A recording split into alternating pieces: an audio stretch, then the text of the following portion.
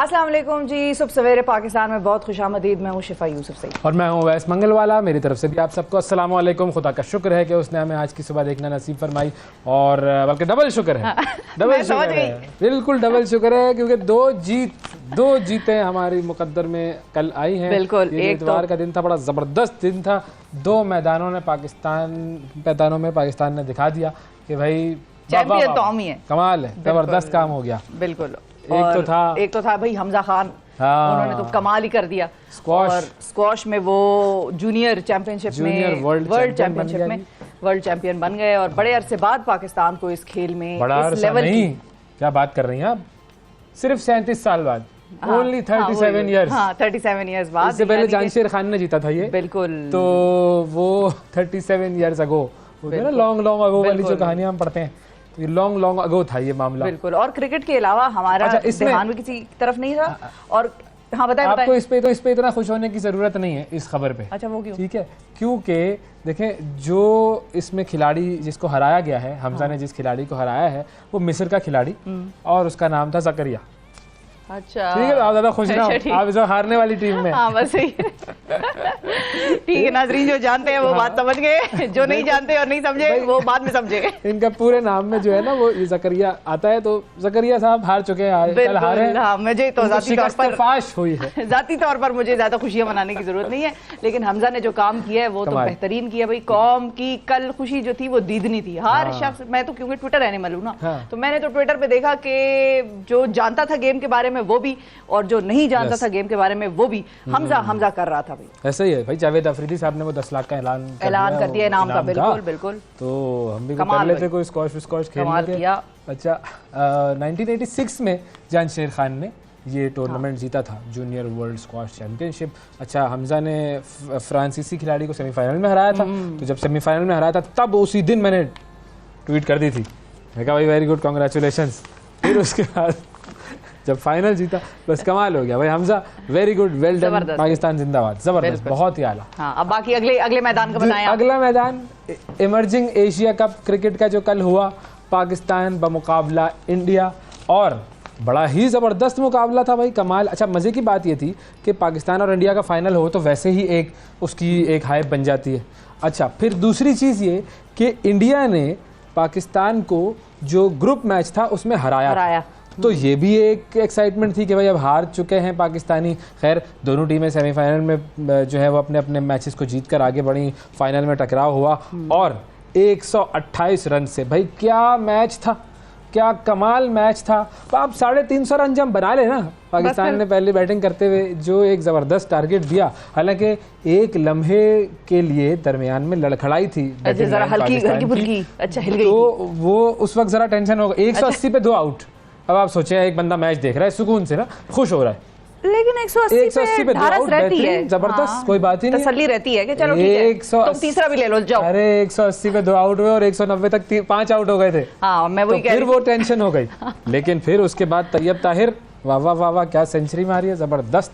और फिर पाकिस्तान ने जो है वो 350 रन 352 बना लिए। और फिर भारत की एक एक करके विकेटें गिरती चली गई। तो मैच तो कमाल था, और यूं हम जो है वो इमर्जिंग एशिया कप भी जीत गए, फाइनल जीत गए, कमाल, जबरदस्त। बिल्कुल भाई, ठीक है ज़करिया साहब, बिल्कुल। तो ये आज की हमारी थी ताज़ा खबर, और ये हम लगातार दूसरी बार जीते हैं। हाँ जी, बिल्कुल। तो वेल डन बॉयज, शाबाश, पाकिस्तान जिंदाबाद। यस, बिल्कुल। और अब हम आपको लेकर चलेंगे आगे, 60 सेकंड्स न्यूज़ दिखाते हैं आपको। हमजा खान ने 37 साल पाकिस्तान को वर्ल्ड जूनियर स्क्वॉश चैंपियनशिप जितवा दी।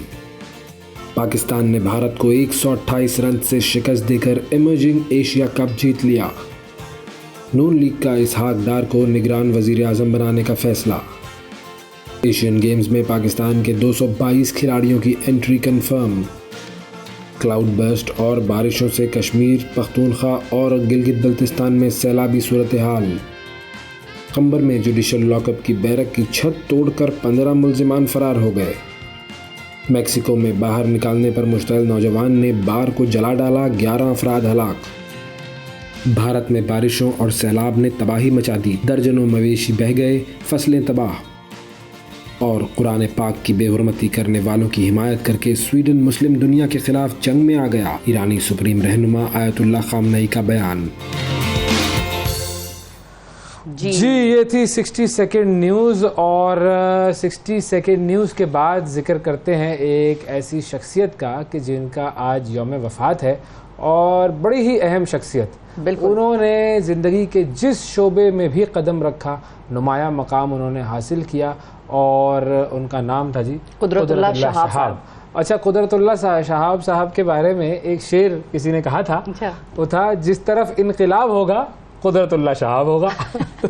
वो कहते हैं अपनी किताब उन्होंने जो है ना उसमें लिखा है, उसमें आजकल मैं वो पढ़ रहा हूँ। मैंने वो पहले पढ़ी थी जरा सरसरी तौर पर, वैसे तो इतनी मोटी किताब है, खासी वो बड़ी जबरदस्त किताब है वो। तो उसके अंदर उन्होंने ये शेर जो है वो लिखा है कि भाई लोग ये समझते थे कि मैं तो अब जो है वो इसी शेर से जाना चाहता हूँ और लोग समझते हैं कि जहाँ कोई सियासी गड़बड़ होती है वहाँ पे कुदरतुल्लाह शहाब का नाम होता है। बहरहाल तकसीम में हिंद से कबल ICS के इम्तिहान में उन्होंने कामयाबी हासिल की, लिखना शुरू किया तो फिर उर्दू अदब में उन्होंने बड़ा नाम पैदा किया। तसव्वुफ़ की दुनिया में गए तो सिलसिला तसव्वुफ़ की दाग बेल डाल दी। और कुदरतुल्लाह शहाब साहब जी वो एक ऐसी शख्सियत हैं कि जिन्होंने वाकई मतलब जिनकी किताब पढ़ के आपको पाकिस्तान की ब्यूरोक्रेसी, हुकूमत, ये वो सारी चीज़ें पता चल जाती हैं कि। और आपको इस किताब के बारे में ये भी नाजरीन जहन में रखना चाहिए कि ख़ास तौर पर ये किताब आपको तकरीबन पाकिस्तान के हर ही हाउस होल्ड में जिधर थोड़ी बहुत भी पढ़ने वाले हल्का फुल्का भी सलाम दुआ होगी ना इल्म से और पढ़े लिखे लोग होंगे, उधर ये किताब जरूर मौजूद होगी। और बड़ों ने पढ़ी होगी, किसी ने पार्ट्स पढ़े होंगे, किसी ने एग्जर्प्ट्स पढ़े होंगे, किसी ने कोई खास उसका चैप्टर वगैरह पढ़ा होगा, लेकिन जरूर ये घरों में मौजूद होती है। इसकी अहमियत किताब की आप इससे अंदाजा आप लगा हमारे घर में है। अच्छा वैसे है, सही है, ठीक है। लेकिन वाकई कमाल किताब है ये। अच्छा, 26 फरवरी 1917 को ये पैदा हुए थे जी गिलगित में और इब्तदाई तालीम उन्होंने अपनी हासिल की थी रियासत जम्मू और कश्मीर में। फिर जब बड़े हुए तो लाहौर आ गए, गवर्नमेंट कॉलेज से अंग्रेज़ी में उन्होंने मास्टर्स की डिग्री हासिल की। 1941 में इंडियन सिविल सर्विसेज का वो हिस्सा बन गए थे। बिल्कुल। और फिर क़याम पाकिस्तान के बाद वो हुकूमत आज़ाद कश्मीर के सेक्रेटरी जनरल मुंतखब हुए, मुकर्रर हुए बेसिकली। फिर बाद अज़ा वो गवर्नर जनरल गुलाम मोहम्मद, फिर सिकंदर मिर्ज़ा और बाद में अयूब खान के सेक्रेटरी भी मुकर्रर हुए। और जनरल याहिया खान की हुकूमत आई तो कुदरतुल्लाह शहाब ने मुलाजमत से इस्तीफ़ा दे दिया था और अक़वाम मुत्तहिदा के इदारे यूनेस्को का हिस्सा बन गए थे। अच्छा, उनकी ज़िंदगी में बड़े नशे व फराज आए हैं, वो जो तफसील है सारी वो सब आपको मिल जाएगी शहाबनामा में। और एक बहुत बड़ी शख्सियत थे, ब्यूरोक्रेसी का बड़ा एक महदूद दायरा होता है, बड़े प्रोटोकॉल्स होते हैं, लेकिन उसके बावजूद वो रिवायतों से बगावत करते रहे। और उन्होंने अपनी किताब में ये लिखा है कि मैंने 3 मरतबा इस्तीफ़ा दिया, 2 मरतबा वो मंजूर नहीं हुआ, तीसरी दफ़ा बस फिर मैंने दे ही दिया, क्योंकि बहुत मरतबा आप एक बाउंड महसूस कर रहे होते हैं, आप कहते हैं भाई कुछ काम हो नहीं सकता। बहरहाल फिर वो मुत्तहिदा हिंदुस्तान में वो बंगाल के असिस्टेंट कमिश्नर जब तैनात हुए थे तो सैलाब ज़दा लोगों में सरकारी गल्ला तकसीम कर दिया था उन्होंने, जिस पर हुकूमत ने नाराज़ होकर उनका तबादला उड़ीसा कर दिया था। और अयूब खान के दौर में अदीबों के लिए पाकिस्तान राइटर्स गिल्ड उन्होंने तश्कील दिया।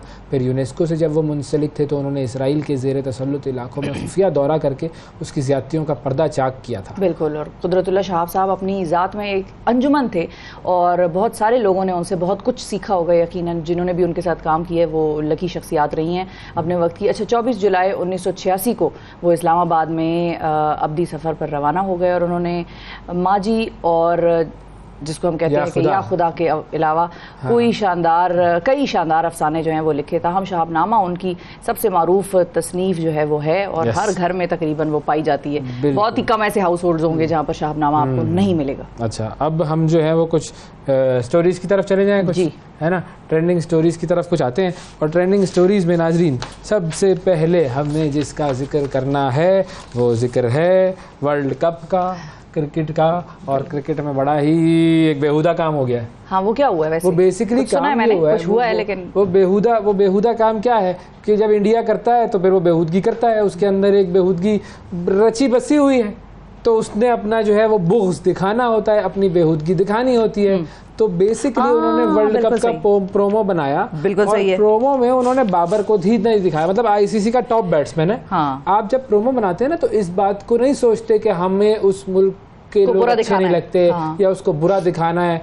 तो बुनियादी तौर पर उन्होंने जो प्रोमो बनाया उसके अंदर बाबर आजम को ही नहीं दिखाया, बाबर आजम को नहीं दिखाया। फिर कुछ ऐसे जो हमारे खिलाड़ी थे उनको जब दिखाया तो वो बिल्कुल ऐसे बैठे हैं जैसे हारे, मतलब हारी हुई एक नेशन दिखाने की कोशिश की है। प्रोमो इसके अंदर एक शॉट था जिसमें आपने देखा शाहीन शाह अफरीदी यूं करते हुए नजर आया। बाकी आप देख लें पाकिस्तानी खिलाड़ियों को किस तरह दिखाया गया है, बल्कि नहीं दिखाया गया है। और ये चीज जो है वो बताती है कि भाई ऐसा बुग़्ज़ की अलामत है। वो आप जितनी बातें कर लेना कि भाई पाकिस्तान से जो है वो हमारा मुकाबला होता है तो हम जीतते हैं, फलाना ढिमकाना, और पाकिस्तान से आपका बुग़्ज़ है और आपको नहीं आना एशिया कप खेलने वगैरह वगैरह, जो चाहो कर लो, जो चाहो कर लो। लेकिन T20 वर्ल्ड कप में पाकिस्तान ने जिस तरह 10 विकेटों से आपको हराया था, जिस तरीके से आईसीसी चैंपियंस ट्रॉफी के फाइनल में जिस तरीके से आपको हराया था, और जिस तरीके से कल आपको हराया ना, बस बस इज्जत से प्रोमो बना देते क्या जाता तुम्हारा भाई, क्या जाता। हाँ, तभी सीख लो यार, कुछ खुदा का खौफ करो। कोई रख रखाव भी होता है, कोई चीज़ कोई थोड़ा देते हैं, थोड़ा सा ले लेते हैं,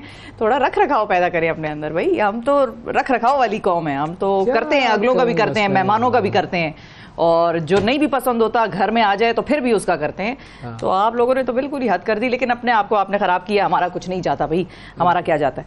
अच्छा, लेकिन शोएब अख्तर को भी इस बात पे बड़ा गुस्सा आया है और शोएब अख्तर ने भी इस पर बात की है। उन्होंने कहा कि भाई ये देखो, ये इस तरीके से जो है वो सही नहीं होता। पाकिस्तानी फैंस को आप दिखा रहे हैं कि मायूस हैं और इंडियन फैंस को तराशा दे रहे हैं, बिल्कुल ये उदासी है और हारे हुए हैं, और पता ये कौन सी पता नहीं। बिल्कुल, तो ये 2 साल से आईसीसी का नंबर 1 बैट्समैन है बाबर जी, ठीक है। 2021-2022 में one day batter of the year जो है उसको आपने शामिल ही नहीं किया। कौन सा तरीका है ये? तो बाबर आजम को शामिल ना करने पर शोएब अख्तर ने ये कहा है कि जो सोचते हैं कि बाबर और पाकिस्तान की कामयाबियों के बगैर वर्ल्ड कप प्रोमो मुकम्मल है तो वो अपना मजाक खुद बना रहे हैं। हिम्मत करें और ख़ुद को थोड़ा बड़ा करें। जी बिल्कुल, ऐसा ही है, बिल्कुल ऐसा ही है, हिम्मत करें और खुद को थोड़ा सा बड़ा करें। अच्छा, अब आपको थोड़ी सी अगली खबर की तरफ लेकर चलते हैं। मलेशिया में हुआ क्या है? मलेशिया में होने वाली एशियन जो पैरा कराटे चैंपियनशिप है उसमें ईरानी खिलाड़ी जो हैं वो फरजाद सफारी ने एक मुनफरिद काम किया है जिसकी वीडियो सोशल मीडिया पर बड़ी वायरल है भाई। और पैरा कराटे चैंपियनशिप में ईरानी जो खिलाड़ी हैं उन्होंने 5 मेडल्स जीत कर पहली पोजीशन हासिल कर ली है इस पूरे टूर्नामेंट में, और उनमें से 4 सोने के और 1 कांसी का तमगा था जो उन्होंने जीता। और फरजाद सफारी जो है उन्होंने मुकाबला जीत लिया, और उनकी जीत का ऐलान जो है वो हो रहा था तो उन्होंने किया क्या, वो भाग कर अपने हरीफ के पास गए और उसका हाथ जो है वो बुलंद कर दिया। जिस तरह वो आप दिखाते हैं ना कि अगला जीत रहा है, आप किसी की जीत का ऐलान करते हैं तो आप उसका हाथ ऊपर उठा रहे थे, तो बिल्कुल। तो इस पर तमाम जो तमाशाई थे उन्होंने तालियां बजाईं और उनके हरीफ के चेहरे पर पहले तो मतलब ज़ाहिर है शिकस्त से वो अफसरदा थे, फिर लेकिन अब मतलब जैसे ही ये सारा काम हुआ तो लोगों को नजर आ गया कि भाई उसमें भी एक हौसला आया है कि भाई ठीक है हार जीत होती है गेम में, लेकिन आई बिलीव कि तुम भी उतने ही जीते हुए खिलाड़ी हो जितना कि मैं हूँ। ज़ाहिर है you have put up a good fight, तो वो आप ये ऐसे से कुछ सीख लें, भारत इनसे कुछ सीख लो, तुम लोग कुछ एहसास करो। अच्छा, इसके बाद उन्होंने जो मुकाबिल खिलाड़ी हैं उनको कुछ देर गले से लगाए रखा, कुछ देर गले से लगाए रखा, ये नहीं कि गले से लगा के छोड़ दिया, कुछ देर गले से लगाए रखा और थोड़ा सा लोगों को ये देखने दिया उन्होंने। और इसी चीज़ से खिलाड़ियों से लोग सीखते हैं, देखें ये इनके बड़ी फैन फॉलोइंग होती है और इसी चीज़ से लोग मुतासिर होते हैं। अच्छा, फरजाद ने सोने का तमगा जीता था, गोल्ड का विनर था वो, बिल्कुल, और उसने बड़ा अच्छा जेस्चर दिया, खूबसूरत जेस्चर्स थे उनके, जिस तरह उन्होंने उसको हक किए रखा और बेसिकली उसको हौसला दिलासा दे रहे थे। सारे छोड़े, कोई बात नहीं, आप जो ये इंडिया वाले नहीं सुधरेंगे, इनका सुधरने का कोई इम्कान नहीं, आप ठंडे हो जाएं, गुस्सा ना करें। मैं बहाने से अभी आपके दिलों से, मैं उनको बहाने से बता रही हूँ जिस तरह मीठी करने की।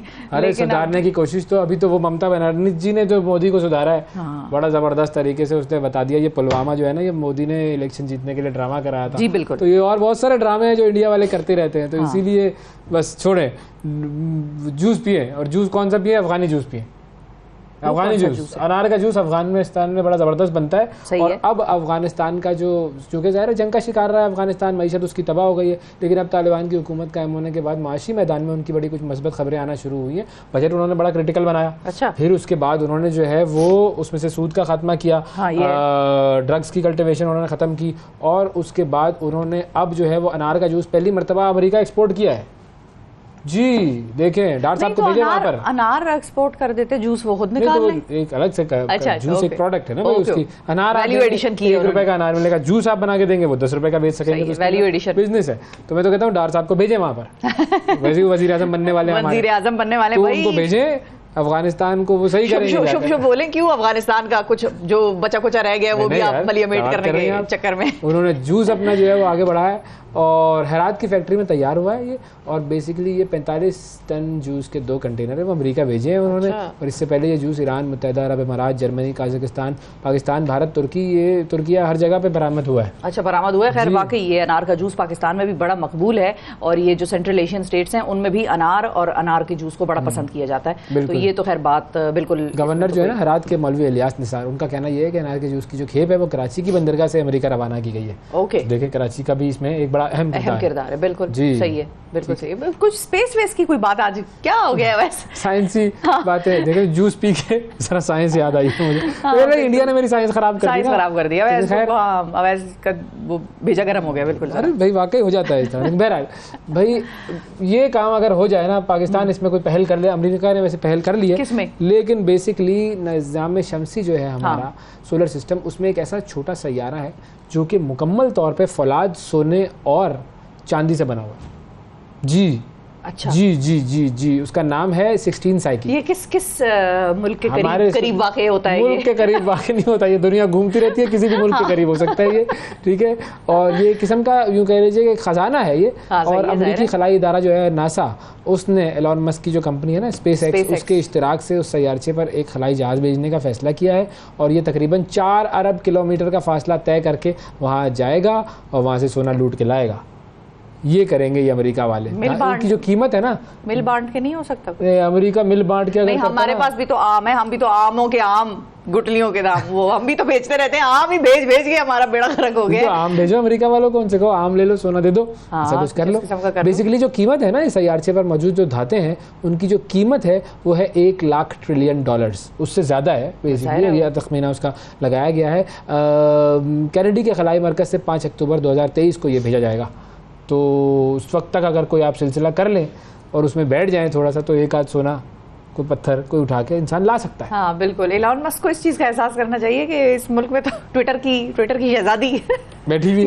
हाँ, पूछता ही वो नहीं है किसी को। खैर एनीवे, आगे बढ़ते हैं और आपको जरा बताते हैं कि पेंगुइन्स के हवाले से भी एक बड़ी इंटरेस्टिंग खबर आई है। वो मशरकी यूरुग्वे के साहिल पर एक बड़ा ही पुरस्कार वाक़या पेश आया, और जिसकी अभी तक साइंसदानों को समझ नहीं आ रही है। अब इसका ज़ाहिर सुराग लगाने की कोशिश की जा रही है। गुज़िश्ता 10 रोज़ के दौरान समंदर ने साहिल पर 2000 मुर्दा पेंगुइन जो है वो उगल दिए हैं बेसिकली। और मीडिया के मुताबिक इनके मरने की जो बड़ी वजह है वो बर्ड फ्लू का वायरस भी नहीं है।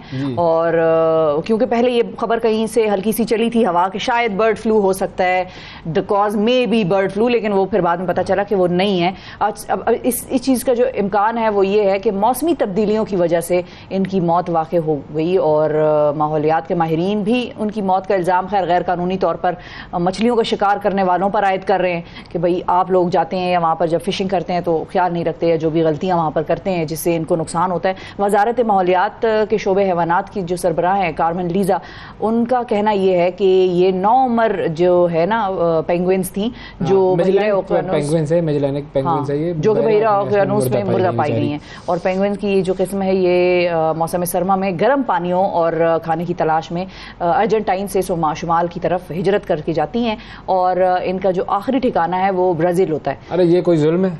ये तो छोटा जुल्म है। मैं आपको बड़ा जुल्म बताता हूँ, इससे बड़ा जुल्म तारीख में नहीं हुआ है। सही जो मैं आपको बता रहा हूँ, जुल्म, अजीम तरीन जुल्म हुआ है जिसके खिलाफ एहतजाज करना चाहिए। पूरी पाकिस्तानी कौम को एहतजाज करना चाहिए, पूरी दुनिया को एहतजाज करना चाहिए। अगर आपके सीने में ज़रा सा भी दिल धड़कता है ना, अगर आपको थोड़ा सा भी एहसास है, तो आप सोचें कि क्या जुल्म हुआ है कि नेटफ्लिक्स का जो पासवर्ड शेयरिंग है उसके खिलाफ क्रैकडाउन शुरू हो गया। अब आप पासवर्ड नहीं शेयर कर सकते नेटफ्लिक्स का, हाँ हाँ, कैसे देखेंगे अब हम नेटफ्लिक्स? मुझे बताएं आप। अपना ये अकाउंट पूरा पाकिस्तान में भी ये सिस्टम शुरू हो गया भाई, हर मुल्क में उन्होंने क्रैकडाउन शुरू कर और दिया। मजे की बात है इसमें, मैं आपको बताऊं, ज्यादातर लोग ये कह रहे हैं कि जो पासवर्ड शेयर कर रहा होता था ना, जो शेयर कर रहा होता था उसका नहीं बंद हुआ, जो जिसके साथ शेयर कर रहे होते थे उसका बंद हो गया बेसिकली। अच्छा, कुछ इस किस्म की खबर है। और कुछ लोगों ने इसका उल्टा मुझे बताया कि भाई हमारा तो चल रहा है, हम अवैध से मिसाल के तौर पे शेयर ले रहे थे, तो अवैध हमारे साथ शेयर कर रहे हैं, तो हमारा चल रहा है, अवैध का बंद हो गया। अब पता नहीं, ये इसका बेसिकली आगाज हुआ था फरवरी में कनाडा, न्यूजीलैंड, पुर्तगाल, स्पेन वगैरह में हुआ था, बाद में फिर अमेरिका में भी आ गया था ये सिलसिला। लेकिन अब 20 जुलाई से हर मुल्क में पासवर्ड शेयरिंग की रोकथाम करने के लिए उन्होंने काम करना शुरू कर दिया है, क्रैकडाउन हो गया है। अप्रैल से जून के दौरान नेटफ्लिक्स की तादाद में तकरीबन 60 लाख लोगों का इजाफा हुआ है। क्योंकि अच्छा, वैसे मैंने कभी किया नहीं है पासवर्ड शेयरिंग, तो ये होता कैसे है? क्या पासवर्ड शेयरिंग में क्या होता है? मैंने आपको पासवर्ड दिया, आपका अकाउंट का ईमेल मैंने डाला, पासवर्ड डाला और मैं आपका अकाउंट चला दिया, तो आपके पास भी चल रहा है, मेरे पास भी चल रहा है, अब दोनों भाई खेले हैं उस पर। लेकिन अगर वो आपने 3 स्क्रीन वाला लिया हुआ है या 4 वाला लिया हुआ है, तो वो 3 स्क्रीन तो आप यूज करें आप जी, लेकिन वो कह रहे हैं नहीं, अब वो एक ही लोकेशन पर होंगी, एक ही जगह पर होंगी। ये क्या बात हुई भाई? ये तो बड़ी ऐसे थोड़ी होता है यार, ये कोई बात है? ये तो बड़ी गड़बड़ हो गई वैसे, गलत बात है। और इस पर जो है वो एहतजाज है। और कैसे मुनफरिद तरीका निकाले एहतजाज करने का? ये नहीं ऐसे कह देने से एहतजाज है। नहीं, कुछ करूंगा, कोई जुगाड़ करूंगा मैं, ऐसे छोड़ूंगा नहीं ये नेटफ्लिक्स। ऐसे थोड़ी ये समझ रहे हैं कि ऐसे ये पासवर्ड शेयरिंग बंद कर देगा तो हम छोड़ देंगे इसको। ये कोई ना कोई जुगाड़ निकालेंगे हम, पाकिस्तानी जो है ना, बताएंगे आपको कि क्या कर सकते हैं। नेटफ्लिक्स ने भी लगता है इलॉन मस्क से सबक सीखना शुरू कर दिया। इलॉन मस्क ने उसको भी पट्टी पढ़ा दी है, जो भी है ना। खैर, अब जो भी है अभी देखते हैं। और माल बनाओ और कमाओ, क्यों सस्ते में क्यों दे रहे हो, जरा और फैलाओ। तो ठीक है, वो करना तो चाहिए उनको, बात तो उनकी सही है वैसे, सही बात, लेकिन हम कोई ना कोई जुगाड़ करेंगे। सुबह सवेरे पाकिस्तान, सुबह सवेरे पाकिस्तान, सुबह सवेरे पाकिस्तान। वेलकम बैक जी। पाकिस्तान में इंतज़ामिया की तरजीहात में आवाम का तहफ़्फ़ुज़ सबसे आखिर में आता है। यही वजह है कि इंतज़ामिया की गफलत शहरियों के लिए ख़तरनाक नताइज का बाइस बन जाती है। गुजरात का एक मेहनत कश सईदुर रहमान भी ऐसी ही गफलत के बायस अपने अकलौते बेटे से महरूम हो गया। और इनका 1.5 साला बेटा उमैर घर के बाहर गली में खेल रहा था। साथ ही एक नाला था जिस पर पड़ी कंक्रीट की जो स्लैब्स होती हैं उसमें से एक गायब थी। बच्चा उसी खाली जगह से नाले में जा गिरा और घंटों बाद जब रेस्क्यू टीम ने उसे नाले से निकाला तो वो जान की बाजी हार चुका था। सईदुर रहमान साहब हमारे साथ मौजूद हैं जी, और उनसे करते हैं। गुजरात के जो असिस्टेंट कमिश्नर हैदर अब्बास थे, बाद में उन्होंने बच्चों के वालिदैन से ताज़ियत तो की, लेकिन वही बात है कि ताज़ियत करने का कोई फ़ायदा नहीं होता कि जब आप इस तरह के वाक़यात को आप रोक नहीं सकते। अस्सलाम वालेकुम सईदुर रहमान साहब। जी वालेकुम सलाम। सईदुर रहमान साहब, सबसे पहले तो हमारी तरफ से बहुत बहुत इज़हार अफसोस, इज़हार ताज़ियत। ज़ाहिर है जो आपका नुकसान है वो आप ही जानते हैं और आपसे बेहतर और कोई भी नहीं जान सकता। ये बताइएगा कि ये वाक़या हुआ कैसे था, किस तरह हुआ था, क्या मामला था?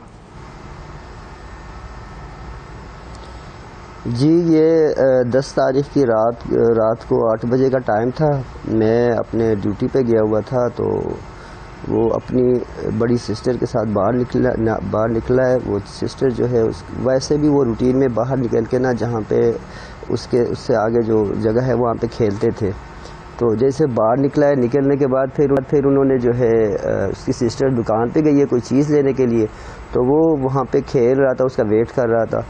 कुछ बच्चे और भी थे, तो थोड़ी देर के लिए जो गेट के ऊपर गेट कीपर होता है वो शायद उधर नहीं था, कोई बंदा नहीं था उधर। तो वो खेलते खेलते जो वो नाला खुला हुआ था उसके अंदर जो है वो गिर गया। तो उसके बाद पहले तो लोगों को पता नहीं चला, यही समझा कि किसी ने वैसे उठाया होगा। उसको प्यार करते थे वहाँ के सब लोग, जितने भी लोग हैं वो। तो बाद में जो है काफ़ी देर उसको ढूंढने के बाद जब ना मिला, फिर जब CCTV फुटेज जब चेक किए गए तो फिर पता चला कि वो उसके अंदर गिरा है, नाले के अंदर। फिर जो है इसका तकरीबन 2, 2.5, 3 घंटे का प्रोसेस में जो है उसको ढूंढते उसको हमने बरामद किया है नाले के अंदर से। ये बताइए कि ये जो फिर जब आपको बच्चे का पता ना चला कुछ देर तक, तो फिर उसका रेस्क्यू का सिलसिला कैसे हुआ? वो थोड़ी देर तक रेस्क्यू 1122 वाले आ गए थे। तो वो ढूंढते रहे, काफ़ी देर बाद जो है वो दूसरा अमला जो है उसका टीएमए वाले जी जो सही है, साहब, वो भी आपको आवाज़ आ आगे रही हुए थे। गुजरात के जो शहरी थे उस पर जी जी जी गुजरात के शहरियों ने जी, जी, उसमें जी, बढ़ जी, चढ़ के फरमाइए। हिस्सा लिया। उन्होंने काफ़ी जो है उसको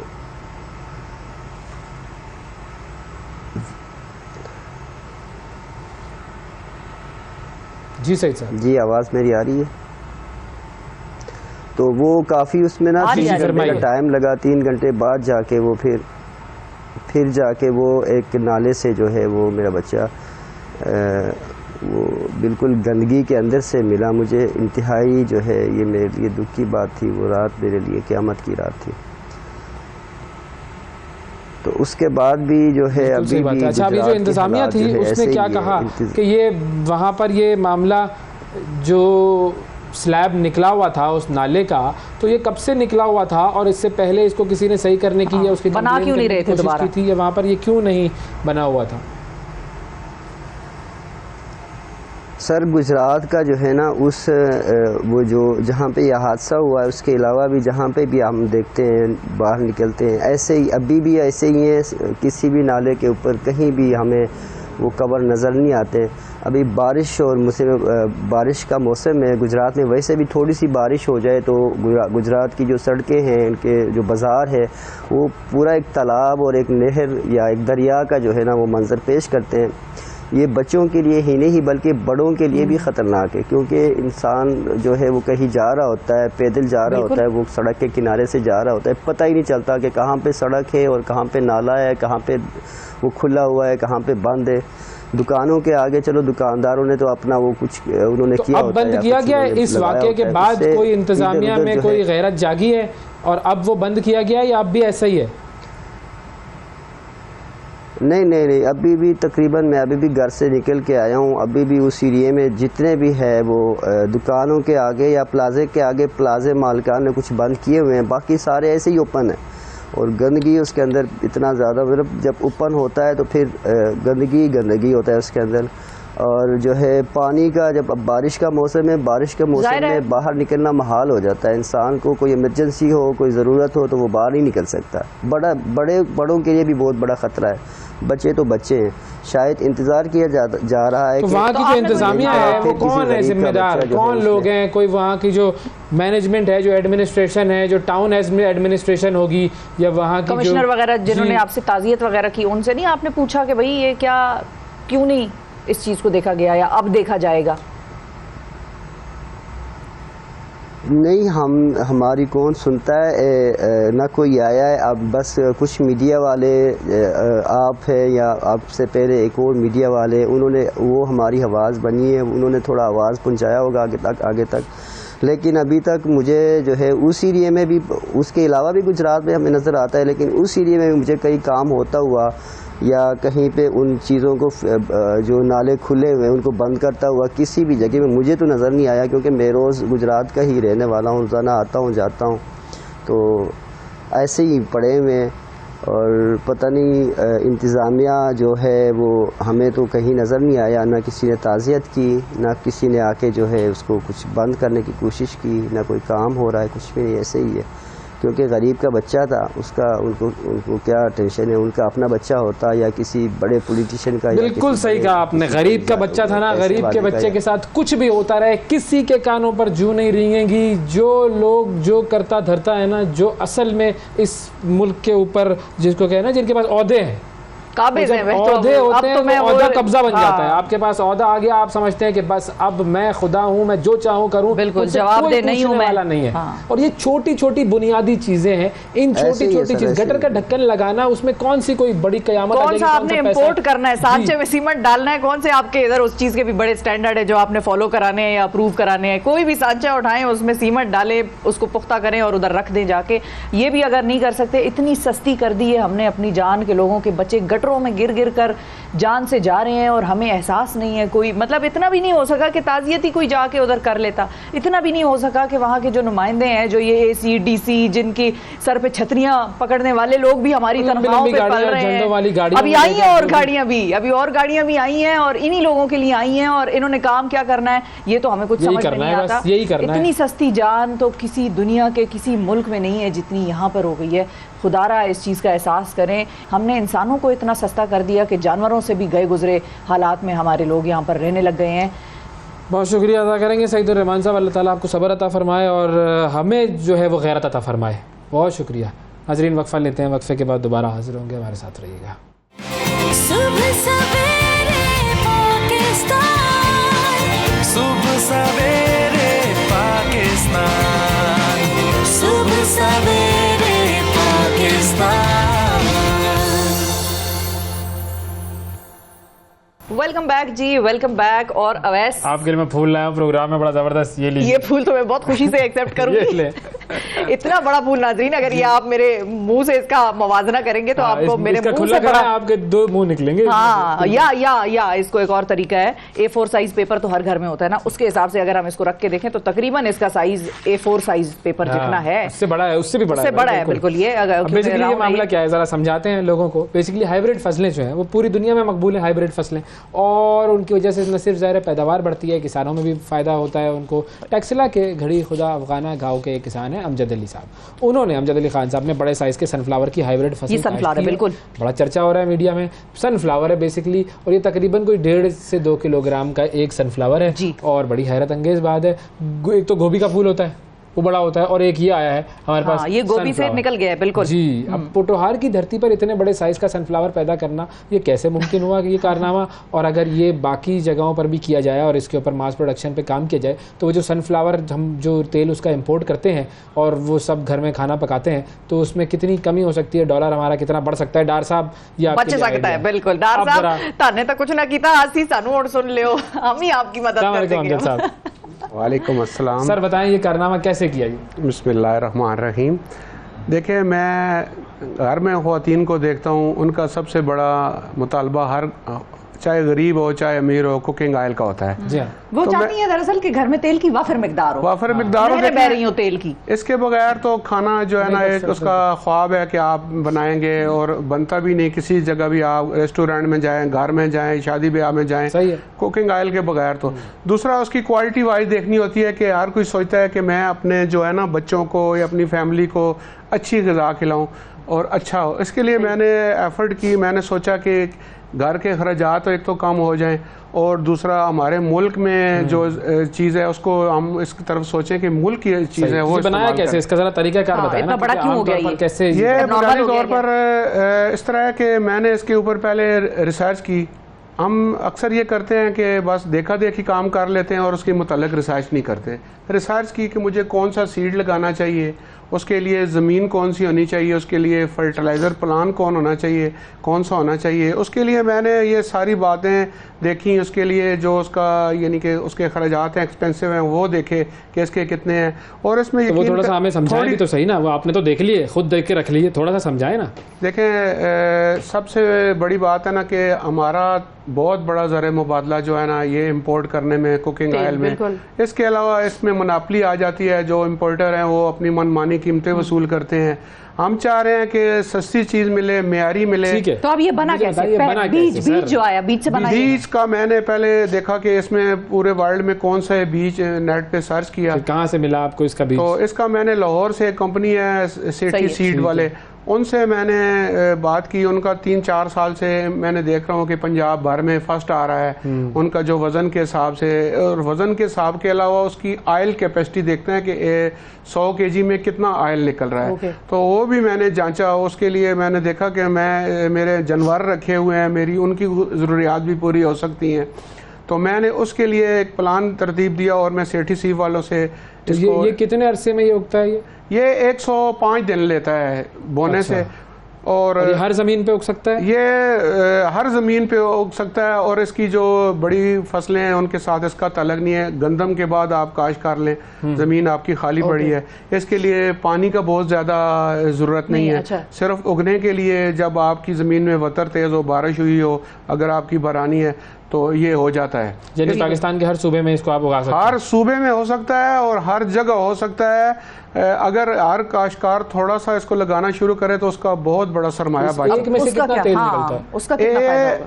तेल जो है ना इसका, अगर इसको अच्छी तरह इसकी निगहदाश्त, इसकी फर्टिलाइज़र प्लान के बारे में मैंने आपको पहले बताया है कि अगर इसका अच्छा फर्टिलाइज़र प्लान, इतना फर्टिलाइज़र प्लान भी नहीं है तो वो उसका दिए वैसे तो 100 किलोग्राम से 40 किलो तेल निकलता है। 100 किलोग्राम इस वाले से। जी, और उसमें जो 60 केजी निकलता है वो जानवरों के लिए बेहतरीन एक ग़िज़ा है। इसको मुवाजना अगर हम करें वो दूसरे सनफ्लावर से जो छोटे होते हैं साइज में, उनके 100 केजी से कितना निकलता था? उनके 100 केजी में 15 किलो 16 किलो निकलता था। और इसका कितना निकलता है? 40 किलो 40 किलो निकलता है। तो इस पे अगर हम कॉस्ट की बात करें तो 1 किलो तेल की कॉस्ट कितनी कम हो जाती है? ये बाजार में जो इस वक्त अच्छी कंपनियों के तेल हैं तकरीबन 700 रुपए किलो के राउंड अबाउट बिक रहे हैं। और इसको अगर हम घर में उगाएं और आसानी से यानी कि इसका प्रोसेस करके घर के लिए इस्तेमाल करें तो ये 300 रुपए किलो हमें पड़ जाता है। अच्छा, लेकिन ये आसान काम है कि घर में इस तरीके से इसका? ये बहुत आसान काम है, इसमें बिल्कुल मेहनत की ज़रूरत नहीं। जितनी पाकिस्तान में जड़ी बूटियाँ उगती हैं, वो जितनी फसलात हैं उसमें सबसे ये तेज़ उगता है। सबसे जल्दी इसकी ग्रोथ होती है। ये इसमें कोई जड़ी बूटियों का दबाव नहीं है, आपने जस्ट लगाना है और फसल तैयार है, काटना है। 105 दिन कोई इसमें मशक्क़त नहीं है। और इसके लिए एक आपको अहम बात बता दूं, ये वाहिद चीज़ है जिसके लिए गवर्नमेंट सब्सिडी दे रही है। अच्छा, 1 एकड़ के पीछे 5000 रुपया गवर्नमेंट दे रही है। उसके लिए जो आपके यानी कि इनकरेज कर रही है कि 5000 रुपए हर एकड़ के लिए 5000 रुपये। उसके में एक ओपन होता है, आप करीबी जो ज़राअत का आपका महकमा है उसमें जाकर कूपन देते हैं, वो जो पैकेट में निकलता है इसके सीड में, तो आपको वो अब कुछ दिनों बाद उसकी छानबीन करके वो आपको जो है चेक दे देंगे। यकीन करें कि इसमें ज़ीरो मेहनत है, क्योंकि जितने इसमें अखराजात होते हैं और जितने इसमें एक्सपेंसिव है वो गवर्नमेंट दे देती है। गवर्नमेंट अगर इसको फैसिलिटेट कर रही है, इनकरेज कर रही है, जाहिर है कि लोग इसको मजीद उगाएं, पैसे दे रही है, तो क्यों नहीं लोग इसकी तरफ आते? ज्यादा हम गंदम और बाकी उन फसलों की तरफ ज्यादा क्यों जाते हैं? आसान है वो, क्या प्रॉब्लम है? इस तरफ किसान सोच नहीं रहा, सबसे बड़ी बात है। थोड़ा सा हम सोचे ना तो इसमें सबसे जो बड़ी बात है, आपको खालिस चीज़ मिल रही है। बिल्कुल। आप घर हल्दी सेहत के लिए हल्दी डाइट का खाना बहुत ज़रूरी है। अगर मुझे ये लगाना है 1 एकड़ ज़मीन पे तो कितना खर्चा हो जाएगा? ये इसका जो बीज है तकरीबन 15,000 रुपए का मिलता है 1 एकड़ के लिए, जिसमें 5,000 रुपए गवर्नमेंट आपको वापस कर देती है। 10,000 रुपए में 10,000 रुपए में। और यकीन करें कि ये 100 दिन में भी तो इसके ऊपर खर्चा करना पड़ेगा ना। एकड़ भी तो चाहिए ना। एकड़ तो कहीं से अच्छा, लेंगे ना। एकड़ को अगर आप एकड़ में नहीं लगाना चाहते तो आप जो आपने कहीं फसल है उसके बाउंड्री वाल पे लगा दें। सही है। तो उससे को आपको ज़रूरत ही नहीं है कि उसके लिए ज़मीन चाहिए। ये बगीचों में उग सकता है। मैं तो कहता हूँ ये सड़कों के साथ, रोड के साथ किसी जगह लगाएं। ये इसने इतना हो जाना है कि आपका खराब कीड़े वाला माल, अगर प्लानिंग की जरूरत है। ये आपके साथ हमें बैठ के प्लानिंग करनी पड़ेगी मजीद, इसके ऊपर काम करना पड़ेगा। ये हमारा काम नहीं है, गवर्नमेंट का काम है। नहीं, अपने लिए प्लानिंग, गवर्नमेंट वाली नहीं बात। बिल्कुल अपने लिए प्लानिंग करेंगे तो आपके यकीनी तौर पर घर के खर्चात इतने काम इनके हो जाएंगे 5 उंगलियां घी में। हाँ, हो जाएगा तेल में, सनफ्लावर तेल में 5 उंगलियां घी में। देखें, आप इसका एक दफा सनफ्लावर का बाजार से लाएं। हाँ, उसका आप कुकिंग करें, उसका देखें वो तो करते हैं कितना अच्छा है। हाँ, और लेकिन उसका आपने अपनी आंखों से प्रोसेस नहीं देखा। बिल्कुल। अब इसका देखें, इसके लिए इसका एक बहुत बड़ा बेनिफिट और भी है जी, जो नाज़रीन को बताना बहुत जरूरी है। जल्दी हमारे एक्सपोर्ट हो रहे हैं बर्ड्स। हाँ, बर्ड्स जो है ना वो बैरूनी मुल्क एक्सपोर्ट हो रहे हैं, जिसमें पैरेट का नौजवान आजकल जो है ना उन्होंने, तो इसका एक्सपोर्ट पोटेंशियल भी है ना बहुत ज्यादा। ये बर्ड्स के लिए मेन फीड है। अगर आपके लिए बाजार में ये काम आपने ये बता दिया हमें, अब हम इसके ऊपर मजीद इसके ऊपर आपके पास आके थोड़ी सी रिसर्च करेंगे। हम नाज़रीन वक्फा लेते हैं, वक्फे के बाद दोबारा हाजिर होंगे, हमारे साथ रहिएगा। सुबह सवेरे पाकिस्तान, सुबह सवेरे पाकिस्तान, सुबह सवेरे पाकिस्तान। वेलकम बैक जी। सुबह सवेरे पाकिस्तान में एक मरतबा फिर खुशामदीद। ये जो जुड़वा शहर है रावलपिंडी और इस्लामाबाद, इनकी तरक्की का बेड़ा जो भी शख्स उठाता है वो सबकी नज़रों में होता है और लोग देखते हैं कि भाई यहाँ पर अब क्या काम होगा।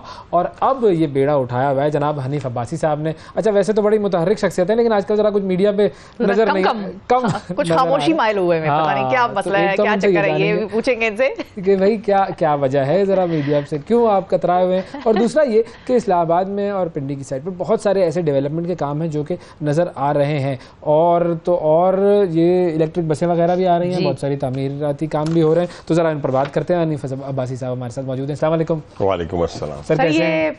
ये काम ज्यादा और बातें कम वाला फिनोमेना चल रहा है आजकल आपके साथ, या कोई वजह और है? यही वजह बातें कम, काम ज्यादा। अभी आप देखें ना, अवैस भाई ने जो बात की कि पिंडी इस्लामाबाद को अगर 2008 से पहले देखें तो कुछ भी नहीं है।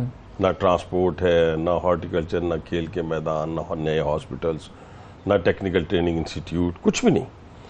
लेकिन 2008 के बाद अगर देखें रावलपिंडी के अंदर तो आपको नए हॉस्पिटल्स भी मिलेंगे।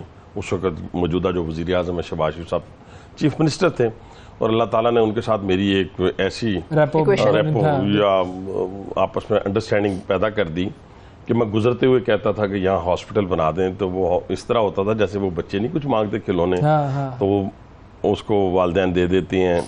तो मेरे लिए तो खैर वो उस दर्जे में भी हैं, मेरे से मोहब्बत प्यार का जो रिश्ता है उनके साथ। आप यकीन माने कि रावलपिंडी के अंदर 75 साल में रावलपिंडी इंस्टीट्यूट ऑफ कार्डियोलॉजी, आप खुद चले जाएं, सरप्राइज विजिट करें, ऑटो पे लगा हुआ है जैसे 777 जहाज, आप देखें ना, एक उसका पायलट अंदर वॉशरूम में चला, दूसरा मेरे साथ पीछे मुड़ के बात कर रहा था, जहाज चल रहा होता। तो इस तरह हमने उसको ऑटो पे लगा दिया रावलपिंडी से। कोई गवर्नमेंट आए, कोई शख्स आए, वो हॉस्पिटल 3000 की ओपीडी से चल रहा है। रावलपिंडी इंस्टीट्यूट ऑफ यूरोलॉजी जो अभी प्राइम मिनिस्टर ने इफ्तिताह किया है, किडनी लीवर ट्रांसप्लांट और डायलिसिस, आपको पता है कितना मुश्किल, ये तो जिनसे गुजरती है उनसे पूछा करें ना। बिल्कुल। तो मैंने यही, वो जो मैं भी कह रही थी कि भी आप असल प्रैक्टिकल काम जब आप कर रहे हो तो आपके पास टाइम बहुत कम होता है। यानी मैं अभी आपसे उठूंगा तो आप यकीन माने अगर शेड्यूल देखेंगे तो किसी जगह मेरा अपना ज़ाती काम नहीं है, इज्तिमाई काम है दोनों जुड़वा शहरों के। एक हम रावलपिंडी के लिए लेके आ रहे हैं, एशियन डेवलपमेंट प्रोग्राम ने 35 अरब रुपया मुख्तस किया है वज़ीर आज़म की कोशिशों से, जिसकी स्टीयरिंग कमेटी का मैं चेयरमैन हूँ। वो भी 3 बजे मीटिंग है, उनके रैप आ रहे हैं। तो फिर हम जरा एक एक करके डिस्कस करते हैं कि वो क्या क्या रहा है काम, क्योंकि होता है कि कामों में लोग इतने इन्वॉल्व हो जाते हैं कि पता नहीं चलता कि क्या बताना भूल जाते हैं। मीडिया पे आना बड़ा जरूरी है और बताना बड़ा जरूरी है। मैंने तो स्पेशली शायद मैं मुझे सारा दिन लोग फोन करते हैं, मैं ये नहीं कहना चाहता, आपको खुद ही पता है मैं नहीं जाता, मैंने आपको खुद फोन किया। बिल्कुल बिल्कुल। ये क्या है आप दोनों का आपस में? ये क्या है इधर? ये इनकी मोहब्बत है और आपको पता है मैं इस मोहब्बत को रिस्पॉन्ड करता हूँ बस। ये तो मैंने इसलिए कि ये चीजें ऐसी चीजें लोगों के सामने आनी चाहिए। बिल्कुल। ये तो बहुत आसान होता है एक दूसरे को गालियां देना, एक दूसरे को बुरा भला कहना, ये तो होता रहा है 75 साल से होता आ रहा है, अब भी हो रहा है। मैं कहता हूं कि हमें ये एक दूसरे से मुकाबला करना चाहिए कि मैंने इतने हॉस्पिटल बनाए, तूने क्या किया? ये मुकाबला। मैंने एजुकेशन पे ये रिफॉर्म्स की, तुमने क्या किया? बिल्कुल ठीक है जी। मैंने रोड इंफ्रास्ट्रक्चर पे, आप देखें ना, सबसे ज्यादा तनकीद रोड इंफ्रास्ट्रक्चर पे की जाती है। आप भी गए होंगे, हम भी थोड़ा बहुत जाते रहते हैं यूरोप में। आप देखें ना, वो जब तक आपको सड़क का एक्सेस नहीं मिलेगा दुनिया में तरक्की कहाँ होगी? बिल्कुल ऐसे ही। अब देखें ना, पाकिस्तान में जहां से रोड्स गुजर रही हैं, आप राइट लेफ्ट देखें, उसकी डेवलपमेंट होती है, बिल्कुल ऐसे ग्रोथ नजर आ रही है।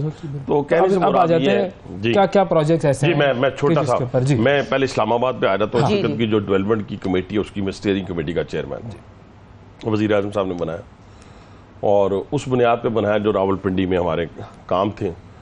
तो उन्होंने समझा कि शायद ये जो मैं इसको असाइनमेंट देता हूँ इसको वो पूरी कर लेता है। तो इसलिए मुझे तो इन चीज़ों के मुंह से कह के तो किसी चीज़ को मांगा ज़िंदगी में ना वालिद साहब से था, तो ना ही किसी और से मांगना। उन्होंने लगा दी जिम्मेदारी। अब 150 अरब 75 ईयर्स में 150 अरब रुपए के काम हो रहे हैं। कैसा बदकिस्मत कैपिटल था जिसके पास ट्रांसपोर्ट नहीं थी, कैसा बदकिस्मत कैपिटल था। दुनिया के वाहिद चंद ममालिक में ऐसा होगा जिसकी तारीफें इतनी होती हैं दुनिया की आलमी उसमें, अगर आप इस्लामाबाद को देखें, इसकी नेचुरल मतलब ब्यूटी को देखें, दुनिया तो आप वाशिंगटन डीसी में भी गए हो, आप भी गए होंगे, पेरिस आप गए होंगे, ये नेचुरल ब्यूटी वहां कहीं नहीं है। लेकिन देखें ना, अभी गिलगित सकर्दू जाने के लिए मैं माजरत के साथ, मैं ये नहीं कहना बहुत खूबसूरत इलाका है, लेकिन मैं डर रहा होता हूँ। इसलिए डर रहा होता हूँ कि मैं गया रोड ब्लॉक हो जाएगी। मैं गया, जहाज 2 दिन नहीं आएगा, मौसम खराब है। ये चीज़ें आपको यूरोप के बड़े बड़े इलाकों में नहीं मिलेंगी। रात की 12 बजे आप चलना शुरू करें, आपको सेफ्टी का कोई इशू नहीं है। रोड इंफ्रास्ट्रक्चर वहाँ पे आप देखें। बहरहाल मैं उधर आता हूँ अपना इस्लामाबाद की डेवलपमेंट के ऊपर। तो इस वक्त आप देखें कि मेट्रो जो 4 साल से बंद थी एयरपोर्ट वाली, वो चला दी। भाराको से मेट्रो चल रही है, गुलबर्ग ग्रीन से जो रवात से चलनी है, अभी रोड्स बन रही हैं लेकिन गुलबर्ग ग्रीन से चला दी। अब 160 इलेक्ट्रिक बसेस तैयार हैं। सिर्फ वो एलसी का जो इशू पाकिस्तान में पैदा हुआ है उस वजह से पहुंची नहीं, वरना अब तक पहुंच जानी थी। वो मेट्रो के लिए हैं बसेस? नहीं, वो है फीडर बसेस हैं। वो आपके तमाम जो इस्लामाबाद के रूट्स हैं उनको कनेक्ट कर देंगे मेट्रो से। यानी फर्ज किया कि मेट्रो से भी हो जाएंगी, लेकिन अगर आपने F11 से आना है F6 तो वो इलेक्ट्रिक बस आपको लेके आए। ठीक है, अच्छा, ठीक है जी, उसके कार्ड्स बने होंगे आपके। अगर आपने अपना संगजानी से आना है तो वो आपको लेके, मतलब 13 रूट्स हैं जो अगर टाइम होता तो वो साथ लेके आता, वो आपको लेकिन 13 ट्रांसपोर्ट आपको मिल गई। इस्लामाबाद को हमने ट्रांसपोर्ट इस 14 महीनों में दे दी। उसके बाद 7th एवेन्यू का इफ्तिताह हमने कर दिया। आपको पता लंबी लाइन लगी होती थी जो इंटरचेंज है। उसके अलावा आप देखें न्यू मार्गला रोड जो संगजानी से, जी चलें जी, न्यू मार्गला रोड आ गई। अब इसने एग्जिट कहाँ से होना था, मैंने क्वेश्चन किया उस वक्त के CDA चेयरमैन। उसने कहा ये E11 से निकल जाएगी। मैंने कहा यार E11 तो सर्विस रोड है, 25,000 गाड़ी नहीं आना तो सर्विस रोड पे तो नहीं आएगी।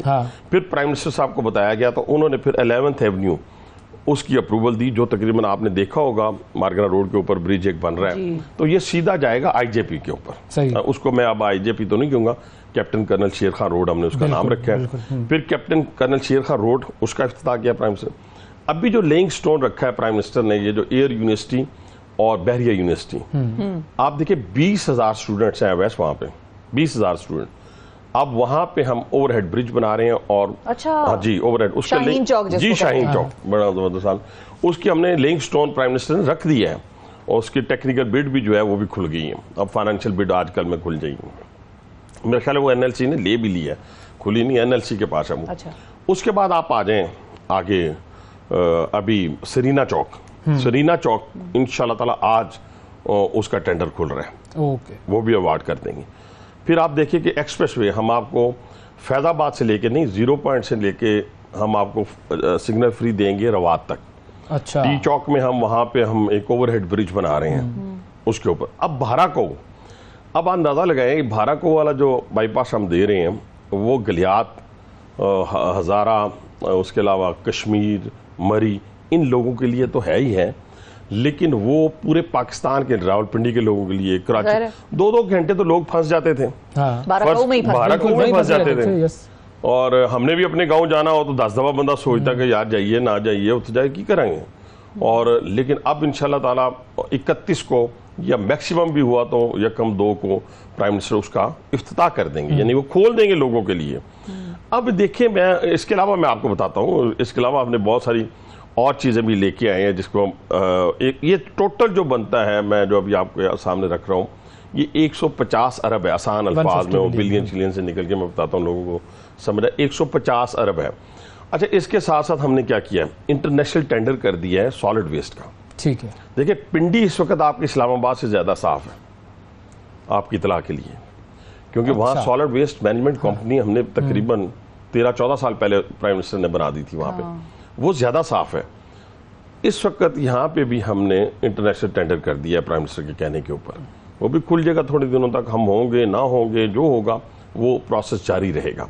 और इंशाल्लाह ताला सॉलिड वेस्ट, हॉर्टिकल्चर, लैंडस्केपिंग, आप अंदाज़ा लगाएं कि हमने 10 अरब तो नहीं लगाए, ऐसे झूठ बोलने वाली बात ना, 1 अरब लगाए। मैं इस्लामाबाद की बात करूँ, हमने 9 लाख इस 14 महीनों में। अभी मैं जब आपके पास उठ के जाऊँगा तो कॉन्स्टिट्यूशन एवेन्यू पे मैं एक प्लांट जो है वो लगाने जा रहा हूँ। कल मैंने कल मैंने शवाशी पार्क में एक लगाया है, कल मैं एक वकारण शाह कॉलेज में लगा रहा हूँ। मैं डेली, ताकि उसकी वीडियो वायरल हो, लोगों को इसकी अफादियत। देखिए ना, IJP रोड पे 55,000 हमने लगाया पौधा। इसी तरह न्यू मार्गला रोड के ऊपर, हाँ 2 रूट्स में मैं पहले कह दूं, न्यू मार्गला रोड पे भी हमने तकरीबन 45,000, अब 50,000 हम बाराको पे। हम जो पाइन ट्री लगा रहे हैं वो 12 फीट का है, 10 साल बाद वो 24 फीट का हो जाएगा। इतने नहीं लगाए, वो बड़े बड़े लगाए हैं। अभी देखिए, इसके साथ जो मैं अभी अर्ज कर रहा था कि हमने तकरीबन जो सोचा हुआ है कि इस वक्त आगे आने वाले दिनों में कोई लाख, अभी देखे ना, मैं फिर वही कह रहा हूँ कि ये हमने टारगेट दे दिया है। और सीडीए ने, चेयरमैन सीडीए, उनका माली, उनका इंजीनियरिंग डिपार्टमेंट, उनका हॉर्टिकल्चर डिपार्टमेंट, उनका स्टेट डिपार्टमेंट, उनका प्लानिंग वाला, ये मैं सीडीए को काम करते हुए पहली दफा इस तरह देखा है कि फिर इसका खुदारा पानी पे भी कुछ काम कर लो, इस शहर के पानी पे भी। आप ठीक कह रही है ना, पानी वाला इशू तो है। हाँ, बिल्कुल। और वो उसके ऊपर भी काम हो रहा है, लेकिन पहले कि वो कराची तक के लेवल तक पहुंचे। बिल्कुल आप ठीक है। देखिए कुछ चीजों को आप मानेंगी नहीं तो फिर काम एड्रेस कर हर वक्त आप नहीं ये सब ठीक जा रहा है, ये कैसे, ये मुमकिन नहीं है ना। ये मैं 2 रूट आपके सामने रखना चाहता हूँ इस्लामाबाद, बड़े इंपॉर्टेंट है। आपने यहाँ पे शायद उस जगह का विजिट किया हो जहाँ सिकंदर आजम ने पड़ाव डाला था, जो ये नहीं गए कभी? आप दोनों जाएं, कौन सी जगह? आप दोनों जाएं, ये शाह अल्लाह से ऊपर रूट जाता है। बिल्कुल ठीक है जी, ठीक है। और वो पड़ाव की जगह भी है, कुआं भी है जहाँ उसने, और दूसरा वहाँ बुद्धास केव्स जी बिल्कुल बिल्कुल, यस। 2500 पुरानी साल, वो बड़ी पुराना, अपनी सड़क बड़ी छोटी सी, लेकिन केपीके की तरफ से जो रोड आती है वो मुकम्मल है। अच्छा, जो इधर से जा रही है ठीक नहीं है, वो किसी काम की नहीं थी। उस पर फिर वजीर आजम साहब ने लेइंग स्टोन रखा जिस दिन उन्होंने इनाग्रेशन की न्यू मार्गला रोड की, और वो इन 24 फुट हम चौड़ी बना रहे हैं, और उसका टेंडर हो गया, अवार्ड हो गया है, और उसकी वो अब इंशाल्लाह ताला ये मानसून की वजह से जो कॉन्ट्रैक्टर है वो मोबिलाइज उस तरह नहीं हुआ, दोनों तरफ से वो काम करेंगे। अच्छा, यानी उधर से भी केपीके वाली तरफ से भी वो कॉन्ट्रैक्टर शुरू कर देगा काम, और शाह अल्लाह से। और ये अलेक्जेंडर रूट है, ये तकरीबन 7 किलोमीटर बनता है। ठीक है, कितने अरसे में ये तकरीबन? 6 महीने में जी। हमारा काम, हमारे काम ये थोड़ी है कि हमने सिर्फ गप्पे लगानी है। स्पीड जो है वो फिर वो चाहिए ना। अब मैं तो उस दिन प्राइम मिनिस्टर को कहा है, और ये उनका राइट है उनको कहना, हम पंजाब स्पीड से निकल के, मैंने कहा जी अब पाकिस्तान स्पीड की बात किया। हाँ बिल्कुल। और लोग कहते थे गवर्नेंस नहीं, वो 13 पार्टियों को भी तो साथ लेके चलना है ना, ये एक अलग 13 पार्टियों को साथ लेके चलना है। और फिर कल मैं एक दोस्त के साथ बैठा हुआ था यहाँ पे इस्लामाबाद में F6 में, बड़ा हमारे वो सेनेटर भी रहे हैं। अच्छा। तो मैं आप समझ जाएंगे, तो वो उसको मैं समझाने में आधा घंटा लगा, तो कहते हैं अब तूने ना गोल कर दिया मेरे पे ना। मैंने कहा आधा घंटा तो लगता है ना बंदे को समझाने में, उन्हें आती तो नहीं, मैं तेरे पे हावी हो सकता हूं। कहने से मुराद है कि प्राइम मिनिस्टर साहब ने, अब आप देखिए, एक ये रूट, एक और रूट जो हमने अप्रूव किया है। अब आप जाते हैं, आपने जाना है मुनाल, लंबी लंबी लाइन लगी हुई हैं यार। दुनिया में आप जाएं, स्विट्जरलैंड जाएं, कहीं और जाएं, वहां भी तो लोग जाते हैं, इतने लोग। आप वाली बात, कोई केबल कार पे जा रहा है, कोई अपना ट्रेन पे जा रहा है, कोई अपना रोड के जरिए जा रहा है। तो हमने अच्छा, फिर यहाँ डिग्निटीज जाती हैं, सारे एम्बेसडर्स जाते हैं, सारे लोग जाते हैं। एक ही तो पॉइंट है हमारे पास। ये तो जब अलेक्जेंडर द ग्रेट वाला रूट निकलेगा तो वहां देखिएगा, वहां भी दूसरा मुनाल बन जाएगा। आप खानपुर इस रूट की वजह से 20-25 मिनट में चले जाएंगे, आप अंदाजा लगाएं, इतना शॉर्टकट है। बिल्कुल। अच्छा, ये जो हमने अब बरी इमाम से पीर सुहावा, ये भी 7 किलोमीटर है। सही। बरी इमाम से पीर सुहावा, इसको भी इंशाल्लाह ताला इसकी अभी प्लानिंग हो रही है। प्लानिंग से मुराद अभी प्लानिंग डिपार्टमेंट में इस हफ्ते वो अप्रूव कर देंगे, तो हम इसका भी टेंडर कर देंगे। सही। आपको एक अल्टरनेट रूट मिल जाएगा, वो लंबी लंबी क्यू से आप बच जाएंगे। जिसने उधर से जाना है उधर से जाए, उधर से उतरना है उधर से उतर जाए, और आपको एक अच्छा रूट जो है वो मुयस्सर आ जाएगा। अब देखें ना, ये वो काम है जो काम आपको ऑन ग्राउंड नजर आ रहे हैं ना। मेट्रो चलती नजर आ रही हैं, गर्मियों में ठंडी बसों में, अगर ठंडी गाड़ियों में हम बैठ सकते हैं, तो लोगों का राइट नहीं है कि वो ठंडी बसों में बैठ सकें, और वही सर्दियों में गर्म बसेज हो जाती हैं। इसी तरह मेट्रो जो पिंडी से आ रही है, अब इसके पेट्रोल की जो कीमत है, या जैसा वो 1,70,000 थी जब मेट्रो स्टेशन को जलाया गया 6 रोड वाले को, जो आज की डेट में बंद है। उसमें ये है वैसे के राइट लेफ्ट से तमाम गर्ल्स हॉस्टल हैं, बॉयज़ हॉस्टल्स हैं, यूनिवर्सिटीज़ हैं, कॉलेजेस हैं, जैसे इन्होंने कहा 6 रोड, वहाँ पे सारे एजुकेशनल इंस्टीट्यूशंस हैं। वो अब 10,000 की राइडरशिप कम हो गई है, क्योंकि एक बेटी जो है वो चल के 6 रोड से रहमानाबाद तक नहीं, 1 किलोमीटर जाके मेट्रो में बैठेगी, या वो चल के जाके तो वो शमशाबाद वाले स्टेशन पे नहीं जाएगी, वो तो वहाँ से बैठती थी, वहाँ से उतरती थी। लेकिन अब वो ठीक कैसे हुआ, एड्रेस कैसे करें उसको, क्योंकि जितनी उसमें लगी हुई थे एस्केलेटर, एलिवेटर, वो सारे मेड स्विट्जरलैंड थे। वो हमने इंपोर्ट किए थे। उसकी स्टीयरिंग कमेटी का मैं चेयरमैन था मेट्रो का, आपको याद होगा। तो वो अब उसका जो इस वक्त का एक्सपेंस है वो बनता है तकरीबन कोई 25 से 30 करोड़। अच्छा। मुझे बताएं 30 करोड़ इन हालात में कहाँ से लाया जाए, और कैसे उसको ठीक किया जाए, ये मुश्किल काम है। सही अब है। ये तो हमने डिस्कस कर लिया, ग्रीनरी प्लांटेशन हो गया, इस्लामाबाद की रोड इंफ्रास्ट्रक्चर हो गया, पिंडी की साइड पर आए। हाँ, पिंडी में सर इस वक्त आप देखें कि मेरे 75 साल में टेक्निकल ट्रेनिंग इंस्टीट्यूट नहीं था, तो चल रहा है 7-8 साल से चल रहा है, लेकिन उसको कभी विजिट करें। उसको मैंने एक दफ़ा ज़िंदगी में जर्मनी के एक इंडस्ट्रियल एरिया में गया, वहाँ तो इंडस्ट्रियल एरियाज में ये चीज़ें बनी होती है ना, वहाँ इंडस्ट्रियल एरिया में जाए आपको 3 स्टार 4 स्टार होटल्स भी मिलेंगे वहाँ। मैं 5 स्टार तो नहीं कहता, लेकिन 3 स्टार 4 स्टार आपको मिलेंगे, लेकिन मुनासिब रकम। हाँ, बहुत ज़बरदस्त किस्म की। अच्छा, उसके बाद ये है वहाँ टेक्निकल ट्रेनिंग इंस्टीट्यूट आपको मिलेंगे। 75 साल में पिंडी में कोई नहीं था, वो हमने जर्मन स्टाइल में, और उसकी कंस्ट्रक्शन भी, उसके क्लासरूम भी, उसमें मेरे ख्याल है को 56 ट्रेड जो है वो सिखाए जाते हैं उसके अंदर। जबरदस्त। खवातीन के लिए कोई क्रिकेट ग्राउंड नहीं था जिसमें खवातीन एक्सक्लूसिवली जाके खेल सकें। अब तो पीसीबी के मैंने वो जो इंचार्ज हैं उनको कहा है कि वहाँ अपनी एकेडमी भी है वकार शाह में, वहाँ में पहला फ्लड लाइट क्रिकेट स्टेडियम हमने दिया जी। वाह। वजीर आला अच्छा, पंजाब क्रिकेट स्टेडियम जब अप्रूव कराने जाते हैं तो कोई ये नहीं कहता तेरा क्रिकेट से क्या काम तुम लोगों का क्या इंटरेस्ट है? नहीं, वो होता भला क्या है, लेकिन जो पॉलिटिशियन है ना जी, वो उसका काम है कि उसकी नजर हर चीज पे रहेगी, एक ही तरफ नहीं कि सड़का बना लग पे कुछ ऐसा है तो उसने हेल्थ पे भी तवज्जो देनी है, उसने एजुकेशन पे भी। देखे ना, ये लाहौर में किसी बाबू ने बैठ के तय नहीं किया कि रावलपिंडी में रावलपिंडी इंस्टीट्यूट ऑफ कार्डियोलॉजी बनना है या यूरोलॉजी बनना है। हमारे पास एक एमआरआई नहीं थी, 40 करोड़ की होती है इस वक्त पिंडी में 4। और आबादी का आप तनासुब आप देखें ना, आबादी का तनासुब ये है कि पूरा पिंडी डिवीजन वहां आना है, हजारा आना है, आजाद कश्मीर आना है। इवन आपका केपी के जो 2800-2900 की ओपीडी है वहां पे आरआईसी में, वहां पे 60% तो केपी के लोग आते हैं, मुस्तफीद होते हैं आके वहां पे। तो मैं वो अर्ज कर रहा था कि health, education, road infrastructure, solid waste management और खेल के मैदान, पहला खवातीन का क्रिकेट स्टेडियम हमने रोकार शाह में दिया। अच्छा, पहला खवातीन का एस्ट्रोटर्फ विद फ्लड लाइट्स वो हमने दिया है वकार शाह कॉलेज में। सही। फिर दूसरा हमने शनाज शेख हॉकी स्टेडियम बनाया है मुस्लिम हाई स्कूल में बच्चों के लिए। फुटबॉल स्टेडियम हमने बनाए हैं, 11 क्रिकेट स्टेडियम है फ्लड लाइट, और 2 बड़े जो हैं अपना हॉकी की फ्लड लाइट के साथ एस्ट्रोटर्फ है जो पिंडी में पहले नहीं थी, और 2 हमने बेल्जियम से मंगवा के, इसको फुटसॉल भी कहते हैं, और ये वो छोटा ग्राउंड जो होता है जी, वो हमने बेल्जियम से इंपोर्ट करके लगाई है जी। एक सेटेड टाउन डिग्री कॉलेज में जी लड़कों के, और एक शहबाशी पार्क रावर रोड पे। पार्क्स हमने बनाए, लेकिन सबसे बड़ा काम जो हमने किया ना, बेनजीर भुट्टो हॉस्पिटल। मैं कहता हूँ हम नाम जो मर्जी रख दें, वो भाईजान पहली बात तो ये है कि जिसने हॉस्पिटल बनाया ना, नाम उसी का होना चाहिए। मैं अगर आप इजाज़त दें तो मैं वाकया सुनाता हूँ।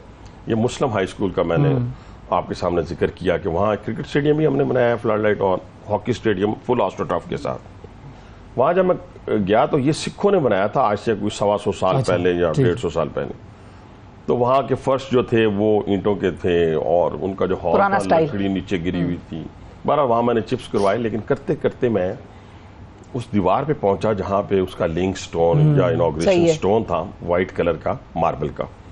उस पे लिखा था फलां सिंह 1200, फलां सिंह 1600, 1800 कुछ की बात कर रहा हूँ। भाईजान आपने अगर बनाना था मुस्लिम, तो आप नया बना के उसमें मुस्लिम लिख लें, उसमें नीफबासी लिख लें, उसमें वैसा का नाम, पुराने वाले को क्यों आप, ठीक है ना। जिन्होंने बनाया है, मैंने क्या किया, उस मार्बल को मैंने व्हाइट मार्बल में उसका बॉर्डर बनवाया।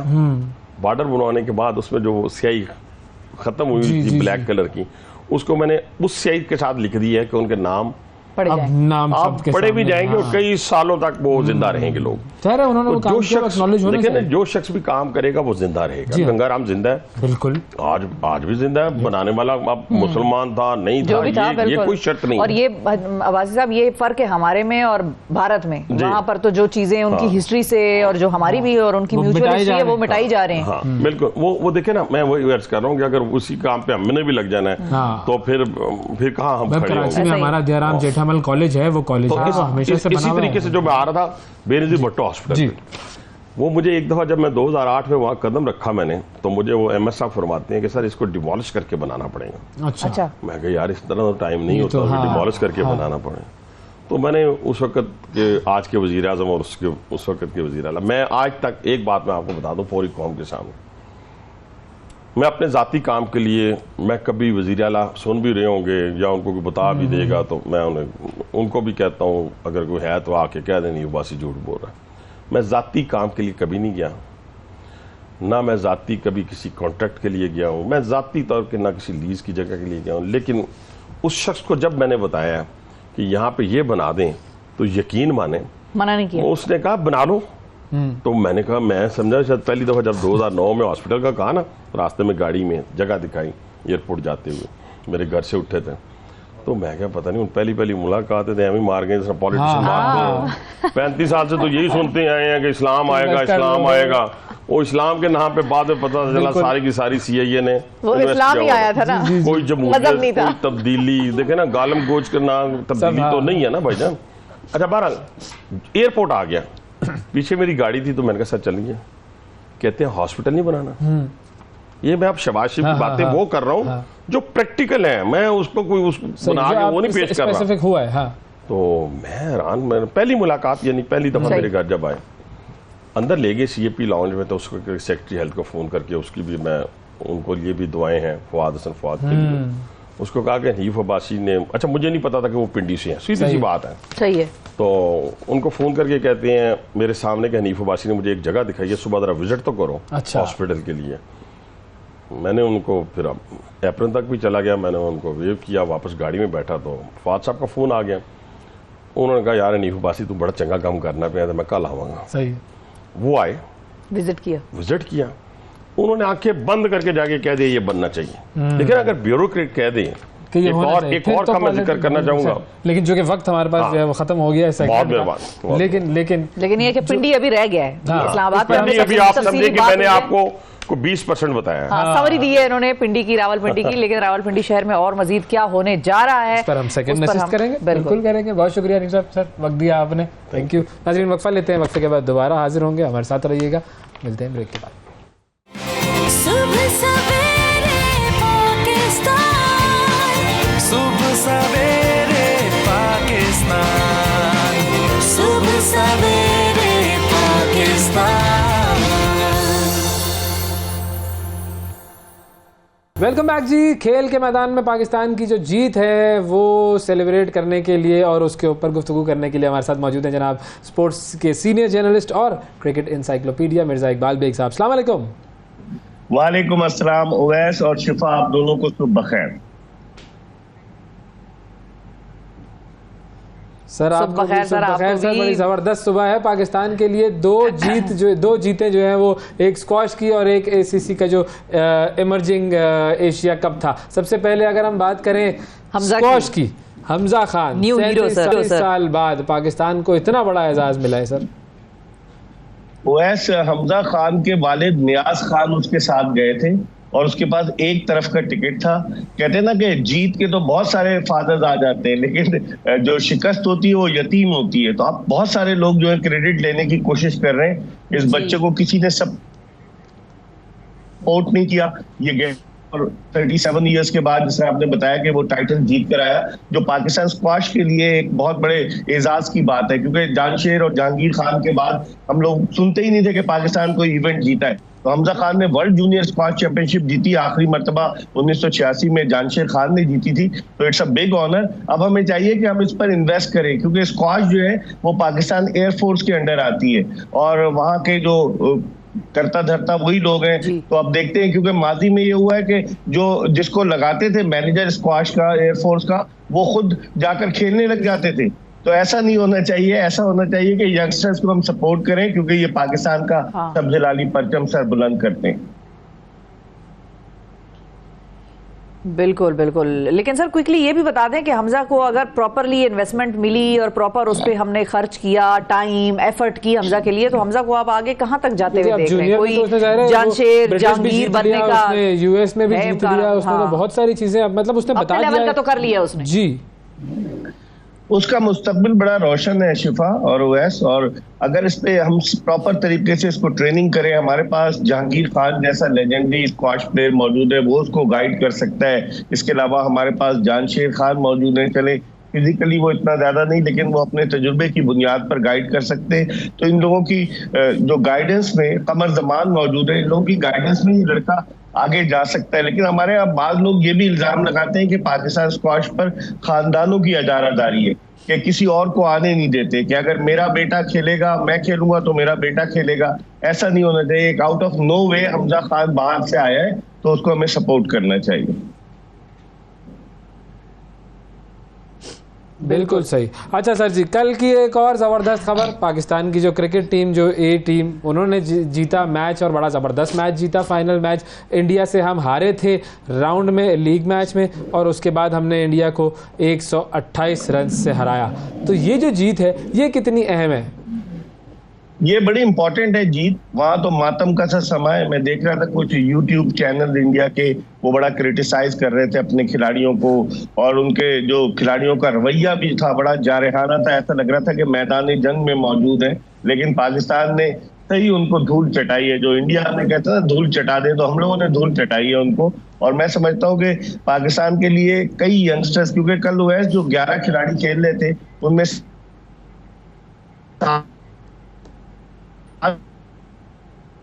खिलाड़ी ऐसे रिप्रेजेंट कर चुके थे। तैयब ताहिर ने, जिनका लाहौर से ताल्लुक है, उन्होंने अभी इसी साल अफगानिस्तान के खिलाफ सीरीज में हिस्सा लिया था, उतने कामयाब नहीं रहे थे। उनकी कारकर्दगी, सुफियान मुकीम की कारकर्दगी, मैं समझता हूँ कि इसकी, और साइम अयूब जो कि उभरता हुआ स्टार है, उसको उसकी ओरिजिनल पोजीशन पर खिलाए। हम पाकिस्तान की सीनियर टीम में उसे चौथे 5वें नंबर पर खिला रहे थे, जिसकी वजह से वो फेल हो रहा था। लेकिन उसने क्या परफॉर्मेंस दी। अगर शुरू से ये पार्टनरशिप ना होती साहबजादा फरहान और साइम अयूब की, तो पाकिस्तान इतना बड़ा टारगेट भारत को नहीं दे सकता था। पाकिस्तान को चाहिए कि अब इन यंगस्टर्स के ऊपर इन्वेस्ट करे, इनको प्रमोट करे, इनको मौके फराहम करे, तो डेफिनेटली आने वाले वक्त में ये पाकिस्तान की सीनियर टीम का हिस्सा बन सकते हैं। अच्छा, लेकिन सर हम देखते हैं जैसे फॉर एग्जांपल शाहनवाज दहानी है, उसने पाकिस्तान की सीनियर टीम में जब वो गया तो उससे सही तरीके से काम लिया ही नहीं गया। अब वो यहाँ पर भी है, इस टीम में भी मौजूद है। तो वो क्या इन दोनों टीम्स में, ए में और पाकिस्तान की एक्चुअल टीम में, इतना कोऑर्डिनेशन का फुकतान क्यों है? ये आपका बड़ा वैलिड क्वेश्चन है वैस। मसला ये है कि शाहनवाज दहानी का फोकस हट गया था। आप देखें, कभी वो मिठाइयाँ तकसीम कर रहा होता है, कभी वो खेत में खड़ा होता है, कभी वो सेल्फियां ले रहा होता है। ऑस्ट्रेलिया में खवातीन के साथ सेल्फी ले रहा था। तो उसका फोकस हट गया है। उसको चाहिए, क्योंकि देखिए इज्जत, शोहरत, और खासतौर पर शोहरत को बरकरार रखना। अगर उसने खवातीन के साथ सेल्फी ले ली है तो आप और अवैस भी ले लें। मतलब इतना क्या सर, अब ये तो ना करें। मतलब हम लोग उम्र के उस हिस्से में हम सेल्फी ना लें तो ज्यादा बेहतर है। ऐसी की तैसी दानी से आप जलिस ना हो सर। नहीं, हम लोग उम्र के उस हिस्से में कि जहाँ हम सेल्फी लेना फजूल होगा। अब तो सोचे शाहनवाज दहानी तो नौजवान है, लेकिन उसे अपना फोकस, क्योंकि उसकी शनाख्त जो है वो क्रिकेट है। शिफा, उसकी शनाख्त क्रिकेट है। वो अगर क्रिकेट पे फोकस करेगा, क्रिकेट ने उसे नाम दिया ना, वरना लाड़काना से 9-10 किलोमीटर दूर एक गाँव कानपुर डहानी, वहां से वो आया। तो उसको चाहिए, उसमें पोटेंशियल बहुत है। उसने पीएसएल में बड़ा अच्छा परफॉर्म किया। मेरे ख्याल में उसका फोकस हट गया है। अगर वो कंसंट्रेट करे तो he can be a very very good bowler. लेकिन अब जैसे तैयब ताहिर है, बड़ी ज़बरदस्त कल उसकी सेंचुरी रही, फिर जो ओपनिंग स्टैंड जो था वो भी सेंचुरी का स्टैंड था, बड़ा ज़बरदस्त स्टैंड था। ये वो लोग हैं जो कि आगे कर सकते हैं, लेकिन क्या हम इनके ऊपर इतना इन्वेस्ट कर रहे हैं? क्योंकि अब देखें हमारी टेस्ट मैच जो है वो आज का जो खैर हो रहा है पाकिस्तान का श्रीलंका से, पाकिस्तान की टीम इस वक्त 24 रन पे 2 खिलाड़ी आउट कर चुकी है श्रीलंका के। अच्छा परफॉर्म करते हैं, लेकिन वो हमारी कुछ कभी कभी ऐसा लगता है कि शॉर्ट स्टिंट्स होती है। कुछ थोड़े अरसे के लिए टीम में आता है खिलाड़ी, फिर चला जाता है। कुछ ऐसे होते हैं जो हमारे पास लॉन्ग टर्म के लिए स्टे करते हैं, लेकिन कई खिलाड़ी ऐसे हैं जो कि बस कुछ अरसे के लिए आते हैं और फिर गायब हो जाते हैं। इसी के लिए किसी ने कहा कि जिसे पिया चाहे वही सुहागन, यानी कि अगर उसमें आप उसको जो है बहुत ज्यादा आप उसको सपोर्ट करेंगे तभी वो आगे जाएगा ना। अगर उसका अल्लाह के सिवा कोई नहीं है तो बेचारा परफॉर्म करता रहे। कई खिलाड़ी किस्से पारीना बन चुके हैं पाकिस्तानी क्रिकेट टीम के। तो मेरे ख्याल में इनको चाहिए कि ऐसे प्लेयर्स जिनमें पोटेंशियल है, जो इन फ्यूचर पाकिस्तान की सीनियर टीम की नुमाइंदगी कर सकते हैं, इन्हें चाहिए कि उन पर तवज्जो दें। आपने बिल्कुल सही निशानदेही की। आसिम कमाल मेरे घर के पास रहता है, पाकिस्तान का बैट्समैन, जिसने पहले ही टेस्ट मैच में 99 रन बनाए थे। अब वो ऐसे ही घूम रहा होता है, कोई पहचानता ही नहीं है। कितने अच्छे स्टार्स को हमने किस्से पारीना बना दिया। तो ये बदकिस्मती है पाकिस्तान क्रिकेट की। सेगमेंट से हमें ब्रेक लेनी है। बहुत शुक्रिया अदा करेंगे मिर्जा इकबाल साहब, आपका वक्त दिया आपने। नाज़रीन वक्फा लेते हैं, वक्फे के बाद दोबारा हाजिर होंगे। सुबह सवेरे पाकिस्तान, सुबह सवेरे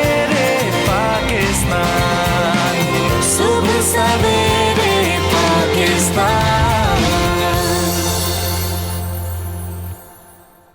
वेलकम बैक जी। सुबह सवेरे पाकिस्तान में एक मरतबा फिर खुशामदीद। और जैसा कि आप जानते हैं कि रोज़ाना की बुनियाद पर हम बात कर रहे हैं मुहर्रमुल हराम की, वाक़या करबला की। और आज इस हवाले से हम बात करेंगे जनाब अब्बास अलमदार रज़ी अल्लाह ताला अन्हो की शख्सियत और उनके किरदार की। हमारे साथ मौजूद है जनाब प्रोफेसर ऐनुल हक बगदादी साहब। अस्सलाम वालेकुम। अलैकुम अस्सलाम व रहमतुल्लाहि व बरकातुहू। जनाब बहुत शुक्रिया प्रोग्राम में आपने वक्त दिया। तो अगर आप हमें हज़रत अब्बास अलमदार की शख्सियत और उनका जो मैदान करबला में किरदार था उस हवाले से कुछ बता सकें।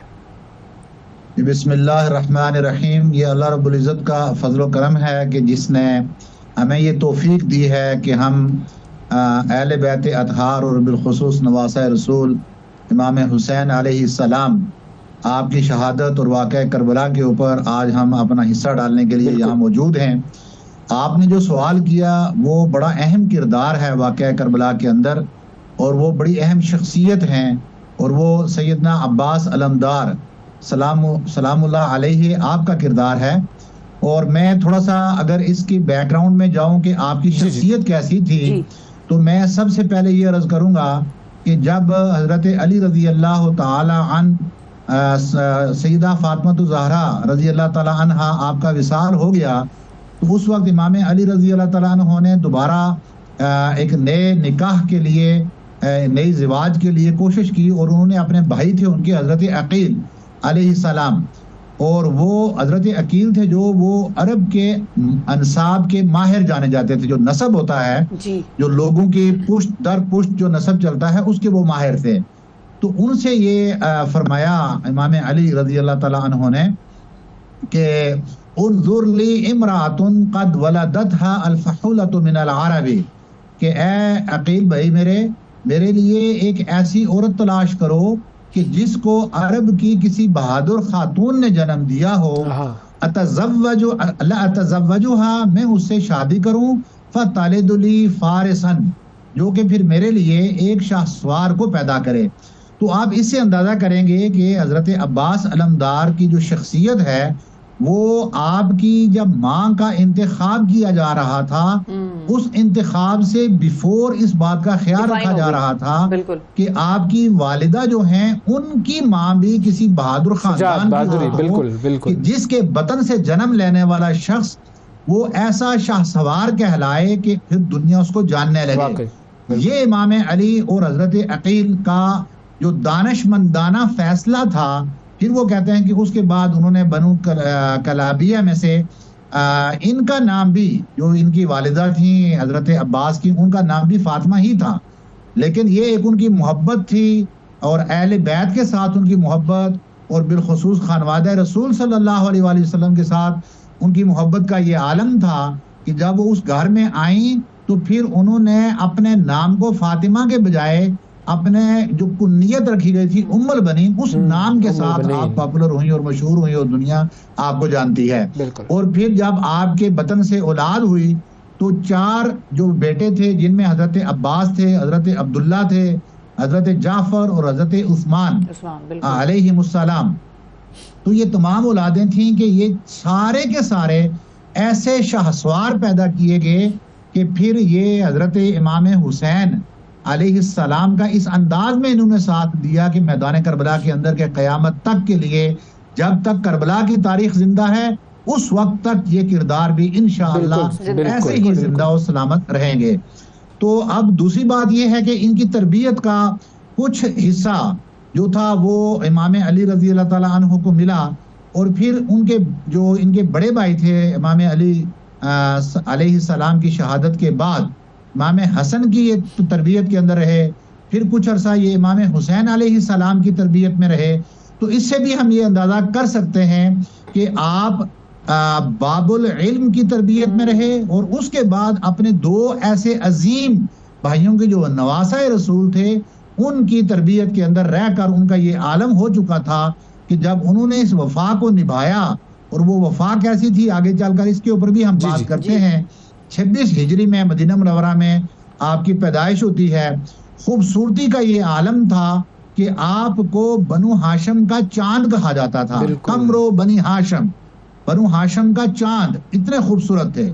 और आप इतने दराज कद थे कि तारीख में ये बयान होता है कि जब आप घोड़े के ऊपर सवार होते तो उस वक्त आपके पांव जमीन के साथ यूं चले जाते, लगते हुए कि जमीन के ऊपर वो अपना खत खींचते हुए चले जाते। ये आपके दराज कद की अलामत थी। तो ये आप इससे अंदाजा कर सकते हैं कि उनका क्या आलम होगा। अब मैं एक बात बताऊं कि ये जो शाह सवार जिनके बारे में इमाम अली ने शादी से पहले और निकाह से कबल तमन्ना की कि वो ऐसे शाहसवार को पैदा करे कि फिर दुनिया उनको जानने लगे, तो मैं यहाँ ये अर्ज करूंगा कि जब आप करबला के मैदान में मौजूद थे तो उस वक्त उम्मुल बनीन के एक भाई इब्ने ज़ियाद ने जब कोशिश की, शिम्र के जरिए एक खत भेजा गया इब्ने साद को। उस खत के लिखते हुए उस वक्त वहां पर आपके भाई भी मौजूद थे, तो उन्होंने शिम्र के साथ अपने बेटे अब्दुल्ला को भेजा जो कि उम्मुल बनीन के भतीजे थे, और इसलिए भेजा कि उन्होंने इब्ने ज़ियाद से ये कहा कि मेरे भांजे भी क्योंकि इमाम हुसैन के साथ हैं, तो उन्होंने ये भांप लिया था कि इन्होंने क्योंकि ये साजिश रच ली है कि इमाम हुसैन अलैहिस्सलाम और उनके तमाम काफिले को इन्होंने नाउज़ु बिल्लाह कत्ल करने का मंसूबा बना लिया है। ऐसी सूरत में वो एक खत के अंदर उन्होंने अमान मांगी, और शिम्र जब ये खत लेकर वहां पहुंचता है और करीब खड़े होकर, यानी जो इमाम आली मुकाम का जो लश्कर था उनके करीब खड़े होकर आवाज देते हैं। हजरत अब्बास और उनके दीगर तीनों भाई भी जब इसके साथ मिलकर वहां पहुंचते हैं तो उनको आगे से ये जुमला ये कहा जाता है कि आपके लिए अमान का लेटर आया है, आपको अगर आप इस लश्कर को छोड़कर अमान चाहते हैं तो आप वापस जा सकते हैं। तो उस वक्त तारीखी जुमला इमाम अब्बास अलमदार अलैहिस्सलाम ने फरमाया, आपने फरमाया कि ला हाजत लना फिल अमान, अमानुल्लाह खैरु मिन अमान इब्न सुमैया। इब्ने ज़ियाद का नाम लिया कि इब्ने ज़ियाद मलऊन की अमान लेने से हमें अल्लाह की अमान ज्यादा बेहतर और अजीज है, इसलिए हम इस अमान और बिस्र सुमैया की अमान में खुदा की अमान के बाद हम कभी नहीं जाएंगे। तो इससे आप अंदाजा कर सकते हैं कि वो कैसे शाह सवार थे और वफा का उनका क्या दर्जा था जो उन्होंने इमाम हुसैन के साथ निभाई। और हत्ता कि जब आपको ये कहा गया कि आप अपने आप को हलाकत में न डालें और आप अगर चाहें तो आप इस लश्कर के साथ वापस जा सकते हैं, तो आपने सख्ती से उनको रद्द किया और उनको दुदगारते हुए आप वापस आ गए और इमाम हुसैन अलैहिस्सलाम को आकर ये सारा मुआजरा सुनाया। और यकीनन एक आलम होगा कि जिसके ऊपर आप कितने खुश हुए होंगे। और ये आप इससे अंदाजा करेंगे कि इमाम अब्बास अलमदार रज़ी अल्लाह ताला अन्हु अलैहिस्सलाम, आपका किरदार क्योंकि एक ताबेदारी का था, एक वफा का था। आप ऐसे शाहसवार थे कि जब आपकी तलवार चलती तो कुफार आपकी तलवार के सामने ठहर नहीं सकते थे, लेकिन उसके बावजूद जब तक इमाम आली मुकाम की तरफ से आपको जिहाद का हुक्म नहीं मिला, मुकातला का हुक्म नहीं मिला, उस वक्त तक आपने दुश्मन के ऊपर अपनी तलवार को नहीं चलाया जी। और जब आपने इजाजत चाही तो इमाम आली मुकाम ने फरमाया कि अगर आप कर सकते हो तो आप जो ये अहले बैत हैं इस वक्त प्यासे हैं, पानी मांग रहे हैं, आप इनके लिए अगर पानी का बंदोबस्त कर सकते हो तो वो कर लें। आप जब उनके लिए पानी लेने के लिए निकले तो पानी का मशकीज़ा भर लिया, आप वो मशकीज़ा लेकर वापस आ रहे थे, लेकिन उस यजीदी लश्कर को, मलऊन लश्कर को ये कबूल न था कि पानी का कोई कतरा इमाम आली मुकाम अहले बैत अतहार इमाम आली मुकाम के लश्कर तक पहुंच जाए।